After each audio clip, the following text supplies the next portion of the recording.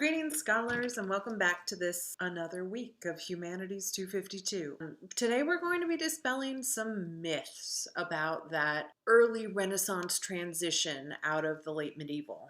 Just basically, I'm going to complicate the whole idea of Italy really being the earth, the sun, and the moon, especially during this earliest of pre-Renaissance, early Renaissance times. So we're here understanding the culture of the era through its art and its literature and what that can tell us about the time and the place. So let's check out this transition. Oh, there's another video in there about ugly babies. So please watch about the ugly babies because we've got some ugly babies in this presentation, and I think they set up in 5 minutes in a pretty solid way that the homunculus theory is a good one for understanding what art was trying to do.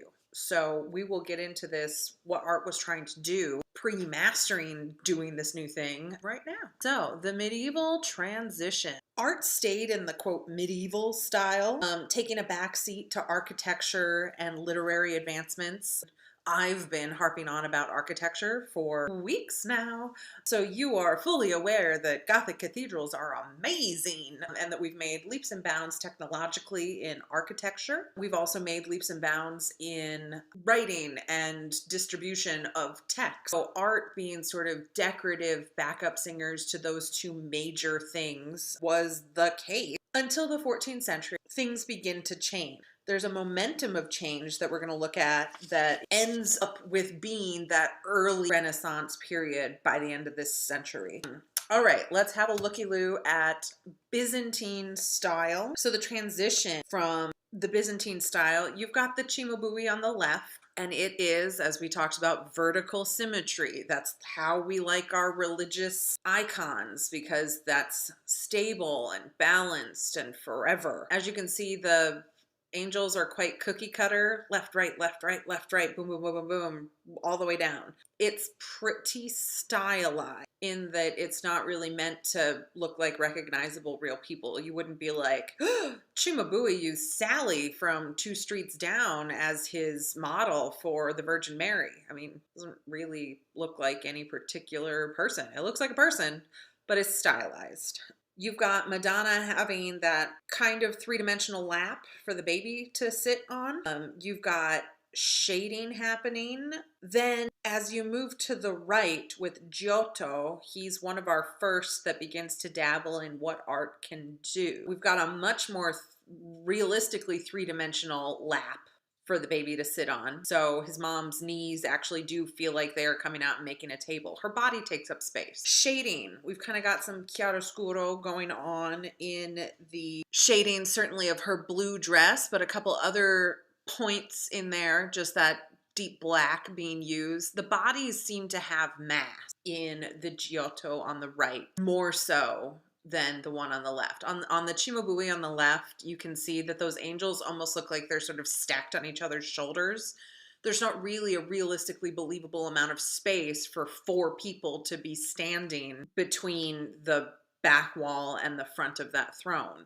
Whereas in the Giotto there, he's given the front bodies, the ones that you can see, mass. They look like they take up space. And then with that overlapping of people, as well as his sort of more intense vanishing point perspective on that throne that she's sitting on, I find it believable that it's 4 bodies deep or a little bit more between the wall and the front there at the hand, the sides of the chair. So the bodies take up space much more believably, realistically, in Giotto's on the right. Also notice that the throne is on the ground in Giotto's. There's floor to stand on, and there's 2 angels on the floor in front of the throne. It's adding to that illusion of 3-dimensional space. And, you know, basic linear perspective. We've got kind of an attempt on it in the Cimabue on the left, but not really. We've given some rounded archness to where her feet rest, but then the arch on the bottom there looks like it's part of a ceiling, not actually lipping back to be a horizontal depth of space. Whereas in the Giotto, he's got floor and some steps, and then the throne where we've got quite an extreme vanishing point perspective on the 2 arms of the throne, that it really does make a believable three-dimensional sense of space. Not to mention, we've made leaps and bounds in this, 20-year period of realism in the faces. I'm still not totally convinced that I could recognize from Three Houses Down if she was the model for Madonna, but there's certainly a lot more of an attempt with that shape, shading, and shadow to give you realistic human faces, recognizable human faces. So we've made some leaps and bounds. And what we're going to see with Giotto here is he also is attempting to give us stuff that you can't really, it's better than real life. It's better than a photograph because he can show you things that most people have never seen. You know, we've got golden halos illuminating off of people's heads. We're gonna get a little bit more into that baby. That baby is supposed to be the Christ child. It's Jesus, and we've got kind of this passage that is really glomped onto during this period for how do we depict Christ as a fully formed man who is just born. So he's already always the thing that he becomes. So he's already the omnipotent Son of God being. How do you show that in a baby? How do you show that without having it look like a helpless, pooping, drooling baby? It's pretty impossible. That's a very tall order, and that's why it sort of got settled on and popularized with the homunculus theory, which literally means little man. So the little short video in the folder gets a bit more into that, but recognizing that he's trying to fit a lot of things into this depiction that you don't see in real life. Every baby is not the Christ child. So you know what a baby looks like, but do you know what the Son of God looks like? Tricky, tall order. And he is attempting to show us that in the art. He's attempting to show us miracles in the art. So that is that movement toward the Renaissance. All right, so Annunciation. We've got the Martini and Memmi altarpiece here. We are going to be covering some isms that are starting to develop in the art of the 14th century that are what the Renaissance is all about. And one of those isms is humanism. In medieval religious art, it really only focused on the divinity of Christ, the divinity, the divine, not human, not like us nature of the people that it depicted. It's depicting Jesus and Mary and angels and saints, and they're not meant to be just like us. So they don't really look just like us, and we can't imagine to begin to know how they feel about things. Whereas humanism is this movement where there's more of a focus on the struggles of a fragile human existence and remembering that Jesus Christ was a man on this earth for 33 years, maybe. So we've got this focus on his human life and the fact that Mary is a human woman. Like, she's just a girl. Mind you, an important girl, as you remember from the Jesse Tree genealogical lineage. She married into a very important family, and it's totally reasonable that they would have been chosen for this great responsibility. So, but she's still a girl. And that's something that we've never really focused on before this early transition into what would become the Renaissance. So check out this girl here in her very dark blue robe, seated on a throne or a chair. You've got an annunciation. So any annunciation, if I show you just like a blank screen and I'm like, what's an annunciation? It is when the angel comes down and announces to Mary that she's pregnant. So that is an annunciation. This is that before Jesus was born moment. If we flip back to this, these are Madonna enthroned. Madonna and the baby, when it's enthroned and we're surrounded by angels and usually saints and things, the only time we're all having a happy reunion would be in heaven. So this is after all the action and events of the Bible when everybody is dead and ascended to heaven. And yet we weirdly have the baby situation again, but now you see the stress on the artist for depicting the baby and the man and the whole thing that has already always happened. Yeah, not an easy task. Whereas here we just very simply have Mary finding out that she is pregnant with the Christ child and not to be afraid. However, what's the first thing you do when somebody's like, now don't panic? Usually nobody says that in a situation that isn't panic worthy. Oh, this is a great annunciation from the early 14th century where we get to see Mary not like just looking angelically calm and pleased. She's kind of pulling her cloak back. She's recoiling from the angel. She looks unhappy, possibly a little nauseous. We've given it this humanism. We've actually sat and thought for a minute about how would you feel? How did Mary feel when an angel comes down from heaven? Pretty overwhelming. Has a conversation with her, pretty overwhelming, that she's pregnant with the Christ child, the savior of mankind.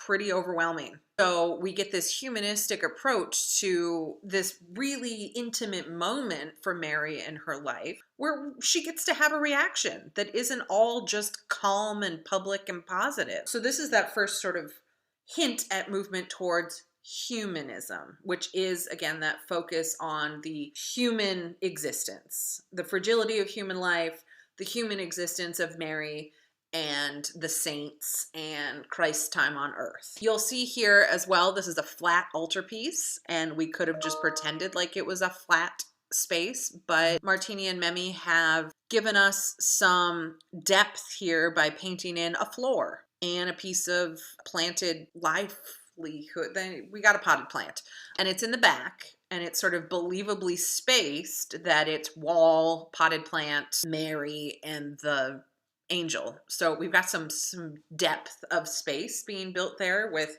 just a hint of perspective. One of the isms that is going to get developed a little bit more refined is naturalism. And we're going to be thinking about and focusing on nature. I don't know if I would full on say that that's naturalism right there, but slap in some potted plants, greenery or shrubbery into stuff was an early attempt at like nature. So I might say that there's a nod towards proto-naturalism happening here as well. All right, so this is some of the stuff happening in the South. Giotto was incredibly important to this early pre-Renaissance time period, this transition in the 14th century. And we saw him with his altarpiece here on the right. He is starting to look at how we depict things in believable ways that are perhaps even unbelievable, like miracles and angels and stuff that we just kind of have been doing symbolically before this. And now how do you do something that's out of this world, but realistically, when that's sort of two separate ideas to glue together? I mean, it's so natural to us now. You watch incredibly realistic sci-fi and fantasy movies all the time. We're used to CGI and special effects, and you're like, yeah, but that alien planet just didn't really look realistic enough in blah, blah, blah. We owe this being able to sort of wrap our minds around feeling reality around unreal images and events and environments to this early Renaissance 14th century transition where artists were experimenting with how to believably depict stuff that they've never seen before. All right.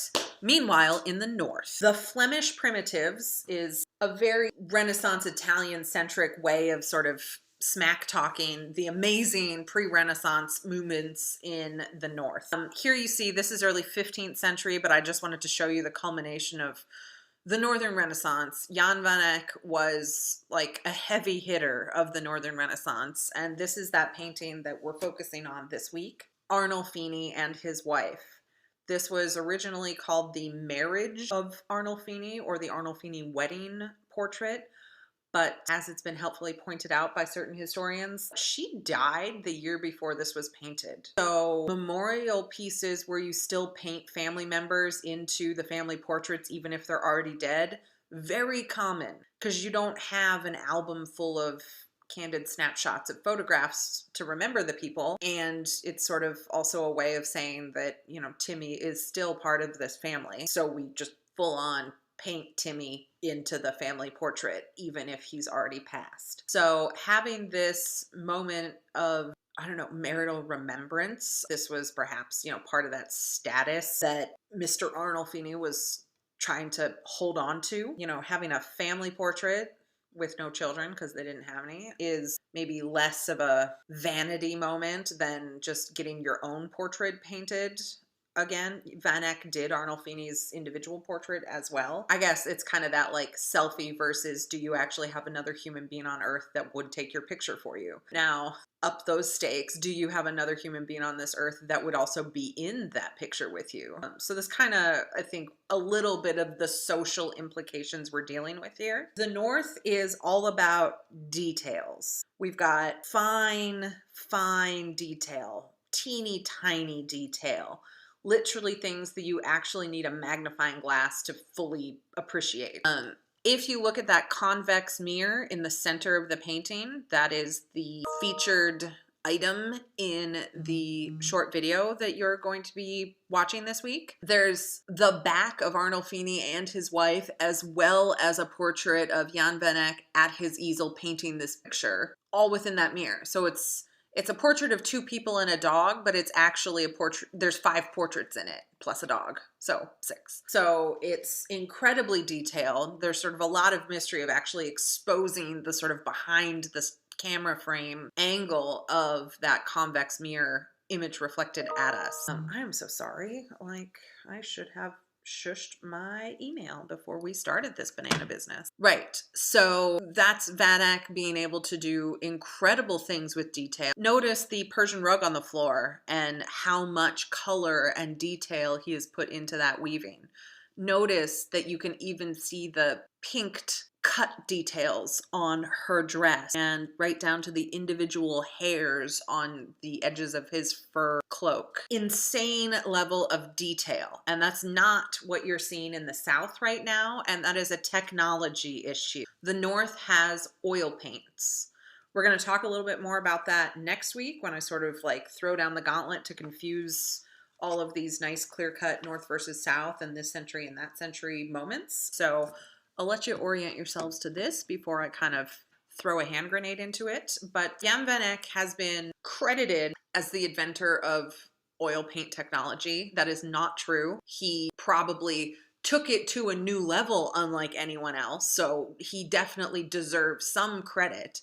But oil paints have been used in Afghanistan since the 7th century. So he's taking basically 600-700-year-old technology from Central Asia and perfecting it, refining it, using it in new ways. So, and why would he know about stuff like that? Well, as we're going to learn next week, some of the pigments that were used in these portraits and were being traded in art circles throughout Europe, they only come from Afghanistan. So the trade just to get the simple raw materials would have also inevitably brought technology from some cultural, at least hints at the culture from whence it came through, you know, travel and journaling, chatting, trading. So these sort of hints at that technology. Jan van Eyck was not the first oil painter, but oil paints really get refined and perfected in the North during this time. The Italians did not have oil paints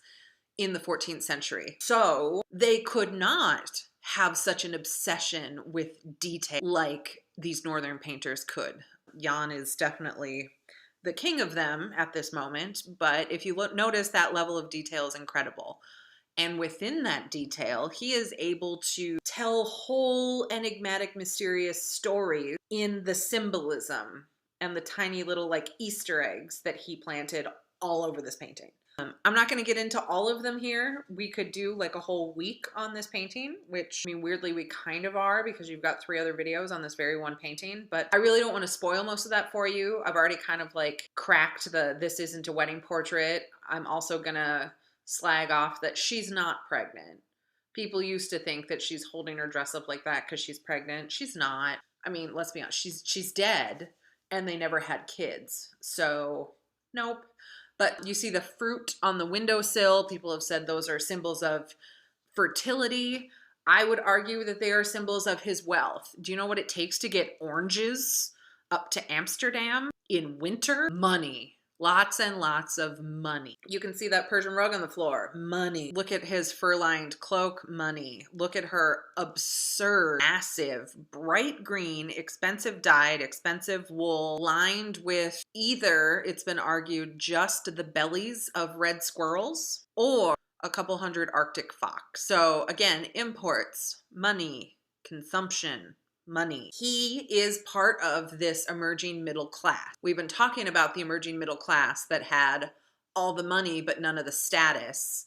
And that was certainly true in the very Catholic South. But up in the North, especially places like Amsterdam that were serious merchant hubs for the whole of the known world at that point, people like the Italian Arnolfini could move to the north, and there was a certain baked in stature to just the wealth moment in these not kingdoms, not super Catholic places. So the balance of power and authority was very different in the north. So there was a place for somebody like Arnolfini to really aspire to a fine level of living and have a bit of stature. However, there was that idea of modesty and this sort of Protestant ethic of not being a lad about town. So you didn't want to throw your money around and be like gaudy. So there were a lot of social issues of like, yes, I have money, but I'm trying not to be gross about it. Van Eyck was the court painter, so he understood those social nuances very, very well. For him to be doing these private paintings for wealthy merchants, he could help sort of navigate painting this picture to say like, yeah,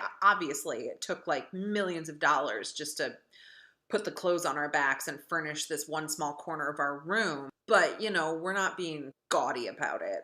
So trying to show that humility, trying to show, I guess, just social graces. So a lot of complex things are going on here about consumerism, society, class, that tell us a lot about the culture of the time and really what was happening.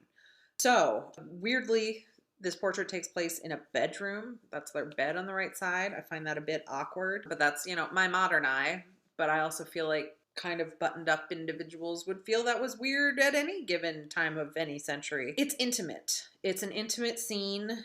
We've got a Saint Margaret carved in the corner of the bedpost over there. We've got a dog that was added later, as you'll see from the this of the underpainting. So loyalty, faithfulness, or maybe it was just legit their dog. So green symbol represents hope, or maybe it's just a really expensive color to have. There's a lot of ways that this piece can be read. I don't expect you to do it without support. So I'm interested to see what you think after you've watched those other 3 videos. I just wanted to, a simple scene like this, I mean, honestly, the first time I ever saw this painting, knowing it was so famous, I was just like, wow, that is one ugly dude. What is with that nose? And that was, you know, my teenage self the first time I saw it was just like, meh, ugly dude. Why doesn't he have eyebrows? And then to continue to come back to it and realize just how complicated, how actually quite strange this piece is, makes it like no wonder people have been talking about this thing for a couple hundred years. All right, Jan van Eyck's not the only game in the northern town, so let's look at some other oil painters from the latter half here. We've got Robert Campin. This is an altarpiece. It's called the Merode altarpiece. That's a nickname. It's an Annunciation. Oh, who are our players? That's right, we have to have an angel and we have to have Mary. And Mary needs to be pregnant. How do we explain that in an image? Well, we use symbolism up in the north. We've got a lot going on in here. So check out the white washcloth in the back next to a pot of clean water. That is a symbol of virginity and purity. So that white towel with a bowl of water next to it, you might see that in other religious items. That is just like shorthand for purity, virginity. Mary must be in the room. We've got an Annunciation here, in case I left that as a, I wonder what's happening. It's an Annunciation. Notice how the faces, while they still do have more detail than say that 1290 Cimabue, they've kind of still got like a Byzantine flatness to them. Like in order to show Mary and angels, you shouldn't make them look like Sally from down the street, because then that would make her a real girl. And there's something blasphemous about that. So we still kind of make the faces almost Byzantine in like being just like flat faces, but we've made them both little ginger blonde Flemish girls, which is an interesting choice. So based on their dress, I mean, check out the folds of that very starched, I'm going to say wool, question mark, because the wool trade real big during this period.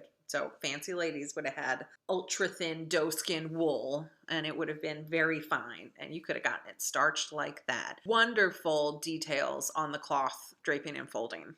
But we've got a middle class Flemish girl as Mary, reading her Bible like a good middle class Flemish girl. Mary, mother of Christ, couldn't have possibly read the Bible because no one started it till much later, but you know, that's okay, details, right? So we got a lot going on here because then we're sort of making parallels rather than trying to give you a documentary style realism, right? So we've set it in a different place and time because it maybe connects with our target audience a bit better. And, you know, how do we shorthand that like Mary was a holy and worthy woman? Well, good, holy, worthy women these days, they read their Bibles.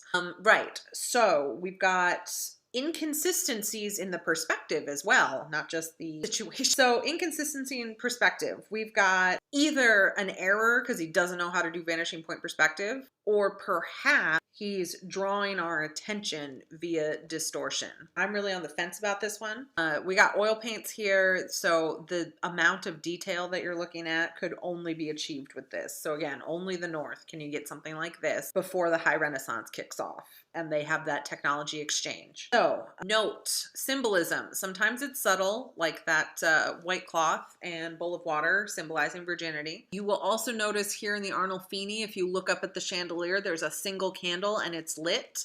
That normally stands for the presence of God. So the Lord has blessed his union. They are actually married, as it were.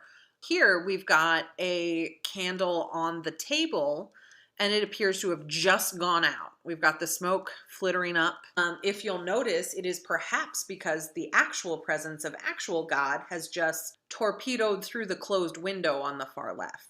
If you look, there's a teeny tiny baby Jesus careening at high speed directly towards Mary's womb. Perhaps, you know, this is the moment of conception, inception, whatever happens with a virgin birth.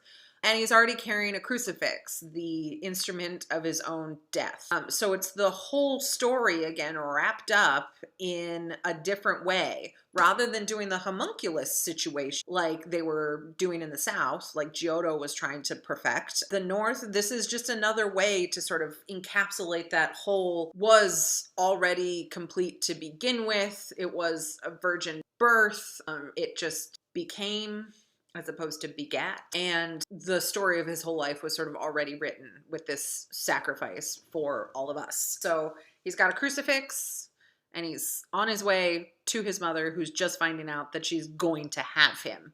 Maybe perhaps not necessarily pregnant, but rather being announced that she will give birth to the Christ child. So we've got humanism and realism here, that we're trying to create a realistic sense of space. And we're also trying to tell this story. I mean, clearly less humanism in this Annunciation as far as Mary getting to have a genuine reaction instead of the Martini and Memmi where she looks full on nauseous. This one like isn't listening. So maybe it's that moment where she's going to feel something funny happen when that little baby Jesus gets to her womb and then the angel gives her the news and then stuff happens after that. So this could be that calm before the storm. But it's creating a humanistic environment where you're just sitting there with your elbow up on a couch minding your own business when suddenly. But one thing that we don't have as far as isms here, this is the North, we do not have classicism. And this is going to be one of those keys that the Renaissance happens in the North and the South, vaguely around the same time, but they're not the same stylistic movements because we've got different values, a little bit different culture, a little bit different religious and social environment. So we don't have classicism. The Renaissance here does not mean rebirth of the Greek and Roman ideologies. We're just not that into the Greeks and Romans up north because they're not our heritage, I guess. I don't know why I'm speaking for we. But so we have humanism and realism happening in the North, but not classicism. Nobody here is trying to look like a Greek or Roman classical figure. Meanwhile, however, we're looking deeper into this Renaissance period because I want to sort of show you what we're looking for on the timeline so that when you're looking at earlier stuff, you can spot it. Here, You've got the humanism, you've got realism. We tried to make realistic people and faces and expression, a realistic narrative through how people are interacting, a realistic sense of space. We've got natural movement. We've also got a little splash of actual nature. And then you've got this classicism where we've inexplicably set the adoration in some Roman ruins. So you got some Roman aqueduct action or a temple or something on the far left, where in the middle, the manger is built out of Roman ruins. So we've added this classicism element, adding sort of that nod back to classical Greek and Roman heights of style. All right, so this is back in Italy, because we've got that classicism going on. But this is a great moment because Botticelli is one of the guys that brings it all together. He studied with the Flemish up in Flanders for a while. So we've got some North and South fusion going on here, but he's still at heart very Italian. We got Roman ruins going on. For the realism and starting to change that whole idea of Sally down the street, it's not Sally down the street, it's the Medicis. He used important Florentines as his models for every single person in this piece. So everybody here has some form of political clout. You've got the head of the Medici family being the one who's getting to like tickle the baby Jesus's feet. Big deal to put yourself at the birth of the Christ child. So we've got what is normally a linear procession. If you're looking at an adoration piece, we've got just like this casual crowd going on. That's because this is way more of a political landmine for Botticelli than just doing a regular stylized adoration, because these are all actual people that you would recognize around Florence during this period. So he can't really make the pecking order for who's first, second, fourth, and 12th in line. So we got this casual circling of all the greats and goods of Florence during his lifetime, and mostly who have paid for this privilege. And there's that realism there, and it adds that political layer that didn't previously exist. You know, even with the Campen piece, I don't know if I would recognize who the models were for that. They're sort of deliberately flattened and stylized a bit. Whereas here, these look like people. These look like recognizable people. Backing up, we've got the Annunciation means that the angel is coming to tell Mary that she's going to give birth to the Christ child. Annunciation, to announce something. Adoration, that is to adore. This is where everybody gets to meet the baby Jesus who has just been born. So the Magi are the three wise men. So adoration, or adoration of the Magi, is that first crowd of folk who come to look upon the newly born baby Jesus. So this is sort of fast forwarding a little less than a year from an Annunciation scene, where you get to show the people coming to adore the child. Versus Madonna enthroned, those look very similar, but note that it's always only angels and saints, which means that it's always only after the fact up in heaven, which is the only place that that kind of reunion could happen, so everybody's dead. Adoration scenes are a lot more fun because, you know, everybody's alive, in my opinion. That makes it fairly less morose. But note here, Botticelli's putting in the greats and goods. He's quite a young man when he does this piece, and he throws himself in as a self-portrait. What an ambitious little boy. He puts himself in league with the elites. Everybody else there is a serious mover and shaker in Florence at the time. And then he's like, yeah, me too. And he's the one who sort of does that nod to engagement that brings you back to interacting with the piece, or at least interacting with him as sort of a form of commentary in that sense. Like he's making eye contact with you. He recognizes you as the viewer. So the high Renaissance, which is what we're leading up to after the midterm, by the way, is upon us by the time that this upstart little ambitious kid grows up as an artist. So Botticelli as an adult and a middle-aged man, he is part of the high Renaissance movement. This piece here is sort of one of those last flashes before the high Renaissance is upon us. So I hope that it's not that confusing where I bookend like this, but I think that that is a very useful way for you to be able to see where stuff is going so that you can recognize the steps in between. So we are going to once again revisit this 14th through 15th century next week, but with this bookended idea of where it came from in the Gothic era and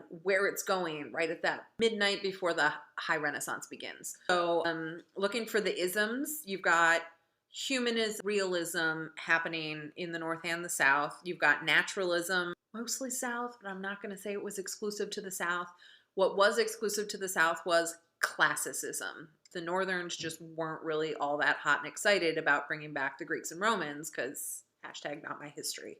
Whereas the Italians are the Romans' descendants, so they're like, yeah, Rome was awesome.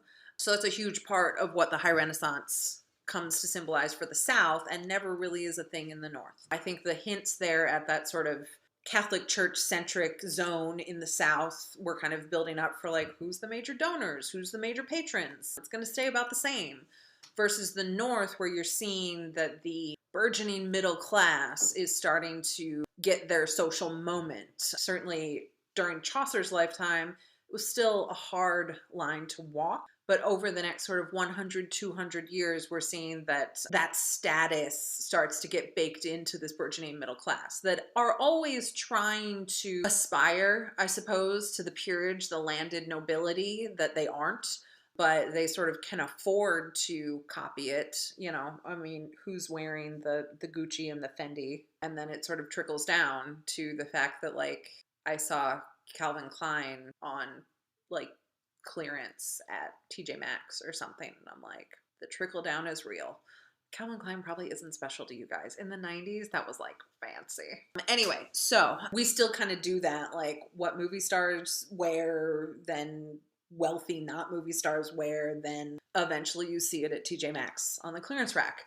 And that's kind of that kind of aspirational mobility would not have even been allowed because there were laws about what you could wear and what you could do and what you could look like in place during feudal system. And when the middle class arise, that social mobility kind of gets blurred. And it takes a long time, but it happens.